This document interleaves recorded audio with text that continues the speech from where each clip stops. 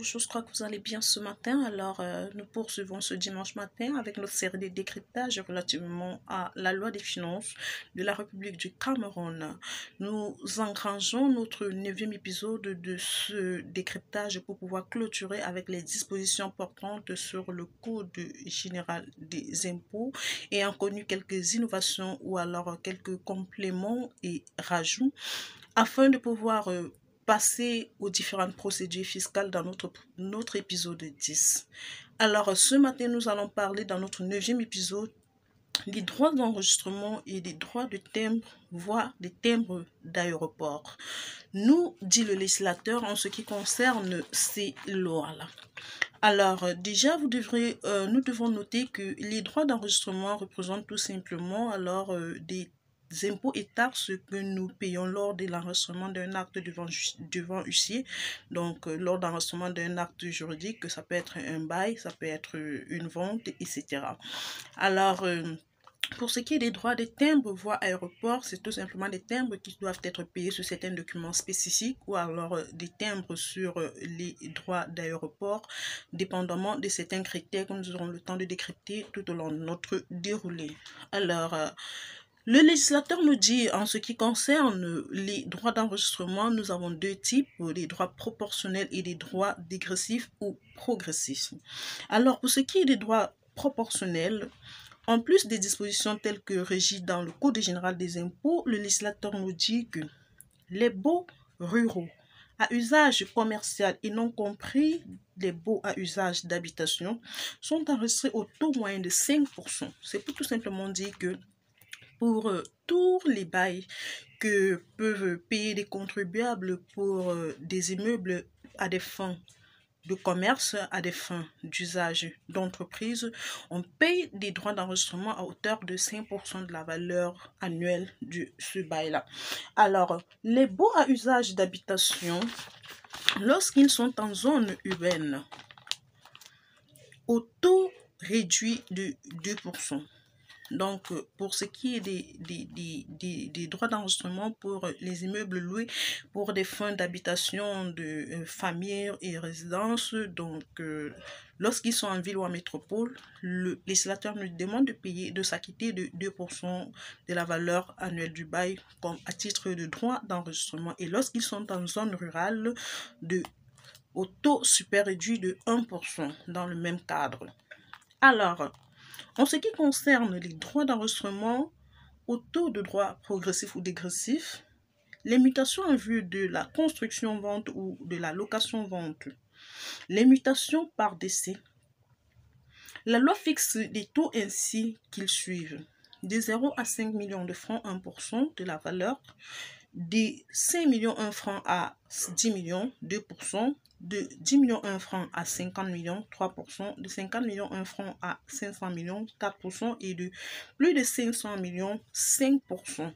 Donc, on parle ici des mutations par décès, ça veut tout simplement dire des immeubles acquis par mutation lors d'un décès, soit vous avez qu'une personne, un membre de votre famille qui est propriétaire d'un immeuble et qui, à son décès, vous donne droit en tant que soit héritier si vous êtes des enfants, soit comme des donataires ou alors des autres ayants droit auquel il a donné, il a fait le don de ces immeubles-là. Et c'est ainsi que c'est dans cette disposition que les droits d'enregistrement sont enregistrés dans ces circonstances-là. Alors, en ce qui concerne le fractionnement et les autres modalités spécifiques des droits d'enregistrement, le législateur nous dit que le montant des droits d'enregistrement peut être fractionné dans les cas suivants et d'après les modalités qui suivent. Pour les baux amphithéotiques, en notant de paiement qu'il existe de périodes trénales dans la durée du bail. Ceci veut tout simplement dire que, en ce qui concerne les baux, les bails qui ont une longue durée, le paiement peut se faire un fractionnement de 3 ans sur la durée de la longueur de ce bail-là. Maintenant, en ce qui concerne les mutations par décès, sur une durée maximale de 2 ans, c'est assez compréhensible, nous passons. Alors, nous, dit le législateur, les dispositions de l'article du 542 du Code général des impôts que nous pouvons lire dans le Code général des impôts, les droits d'enregistrement et de timbre sur les véhicules d'occasion importés sont liquidés et collectés à travers le système informatique de l'administration en charge des douanes. L'administration en charge des douanes pour le compte de l'administration fiscale. Et l'administration fiscale s'assure donc conjointement avec les administrations et structures concernées de l'effectivité du reversement des droits liquidés selon les modalités précisées par un texte particulier du ministre en charge des Finances. C'est assez clair. Nous parlons ici maintenant des timbres du timbre spécial sur certains documents et divers.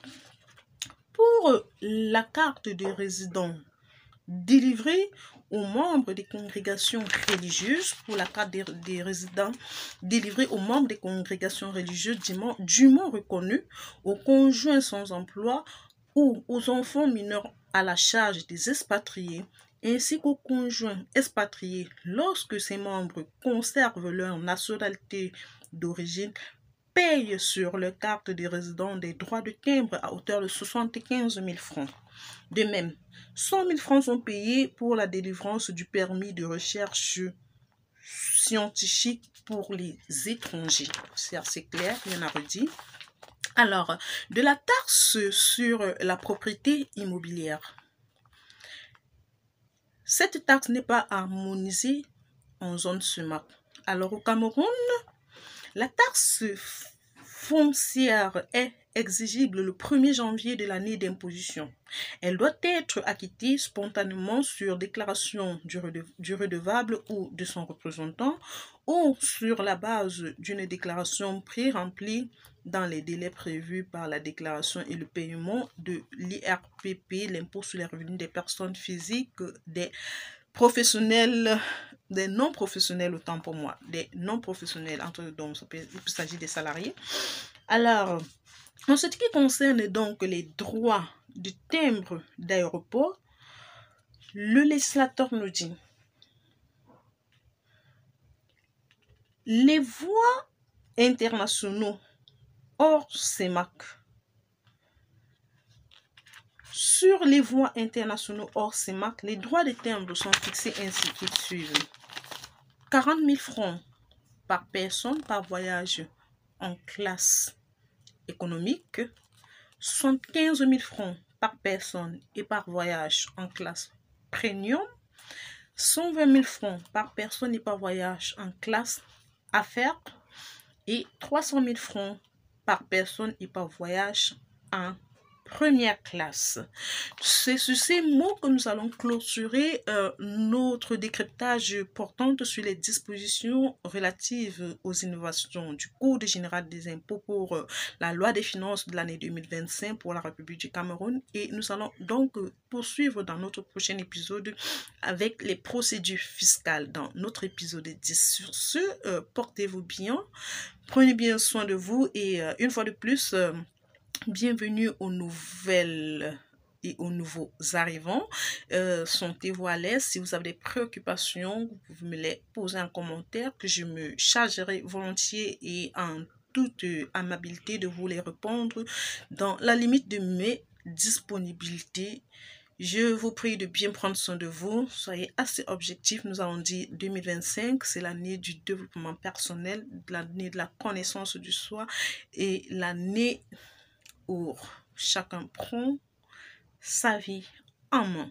Sur ce, portez-vous bien. Rendez-vous dimanche prochain pour le